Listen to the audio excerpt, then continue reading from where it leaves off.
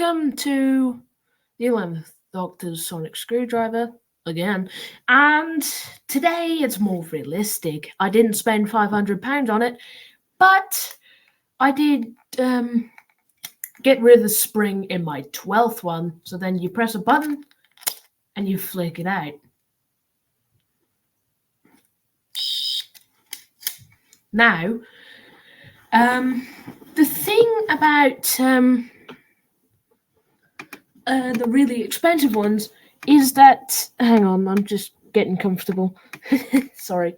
The thing about the really expensive ones is you can't press the button because there isn't a button, but while you're going like that, you can flick it out, so then it's like that.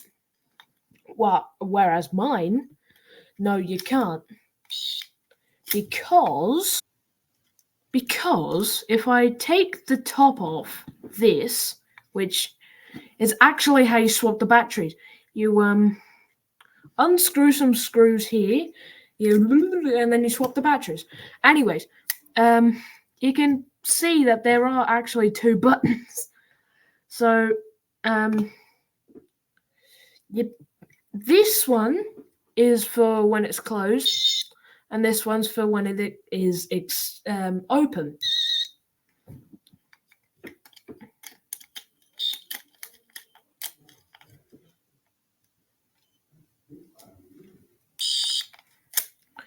So, yeah, there isn't two buttons because actually in the really expensive ones, the buttons like this button is down here, and there isn't an extendo button up here. Because if you examine it really, if you examine the product incredibly closely, and you zoom in and enhance, you can see that there isn't actually a button on the top and the bottom. My English is not Englishing. You can see that the button is actually right down the bottom. So, yeah. And you can actually see that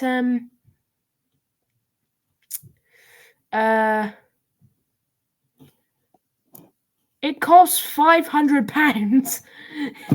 And that sounds like a lot because it is. And there you go, the difference between £500 and here it is translated to the United States dollar, which is quite a bit. 655 American dollars. And just so you know, the American dollar is quite a stable currency. But look at it compared to the Australian dollar, which is where I live. Hang on. No, that's a Boliviano. There. 965 Australian dollars. So that is genuinely quite a bit. So, yeah.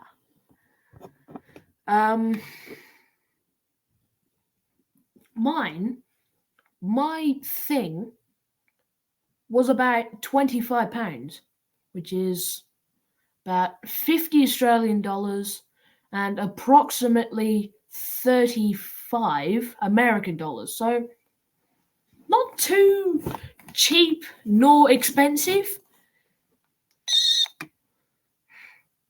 So yeah. Oh, I just farted. Oh no.